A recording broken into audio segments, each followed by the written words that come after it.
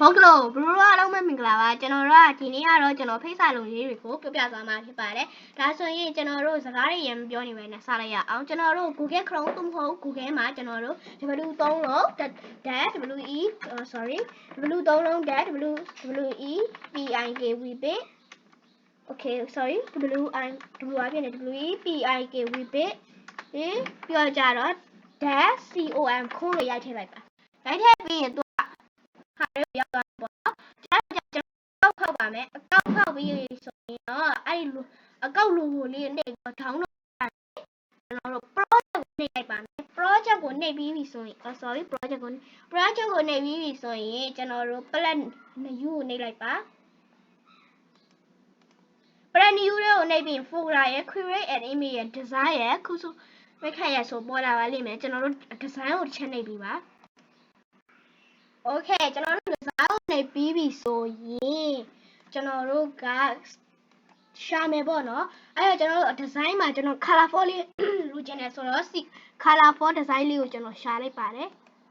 Okay ရမလား Okay ရပြီအဲ့တော့ကျွန်တော်ကြိုက်တဲ့ဒီဟာလေးယူလိုက်မယ်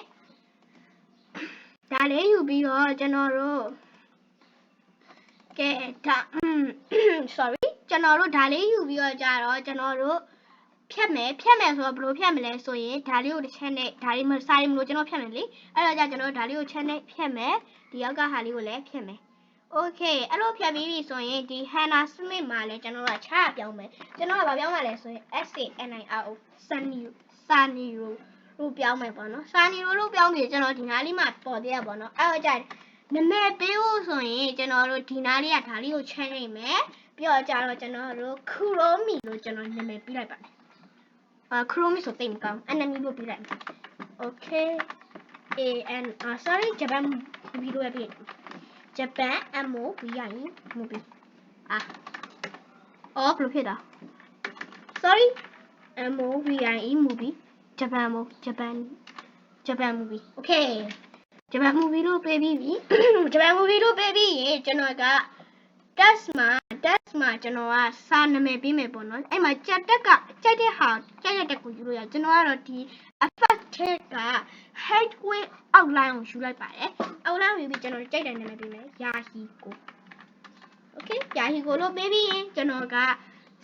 တော့တိတ်မကြိုက်ဘူးပေါ့နော်အဲ့တော့ကြတော့ကြီးမယ် sorry ပေးမယ်ပြီးတော့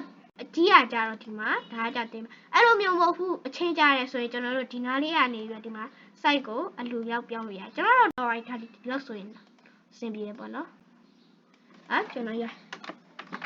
ဟီကို Okay ပေးပြီးသွားပါပြီအဲ့တော့ကြာကျွန်တော်ပေးပြီးသွားပြီဆိုရင်ကျွန်တော်ကဒီရောက်ကမြင်းလေးခိုင်sorry ကျွန်တော် flower လေးထည့်ရင်နေတယ်ပေါ့နော်အဲ့တော့ကျွန်တော်တို့ဒီ icon လေးက flower လေးကိုဒီပါမှာ flower လို့ရိုက်ထည့်လိုက်ရင်ရတယ်ပေါ့နော်အဲ့တော့ကြာကျွန်တော်က flower လေးကကျွန်တော်တို့ရိုက်မထည့်တော့ဘူးပေါ့နော် something လေးယူလိုက်ပါတယ် flower လို့ကျွန်တော်ဒီနားလေးမှာထားတယ်ပို့ကောင်းအဲ့တော့ကြာတော့ကျွန်တော်တို့ကပိုတိုမှာသူ့ပေးခြင်းကျွန်တော်တို့ရှာခြင်းနဲ့ပုံကိုရှာလို့ရတယ်ပေါ့နော်တကယ်လို့ရှာခြင်းတဲ့ပုံကကိုလိုချင်တဲ့ပုံကမတွေ့ဘူးဆိုရင် upload ကိုတစ်ချက်နှိပ်ပြီးတော့ကျွန်တော်တို့ကြိုက်ဒီ Google မှာသွားရှာလို့ရတယ်ကူရိုမီ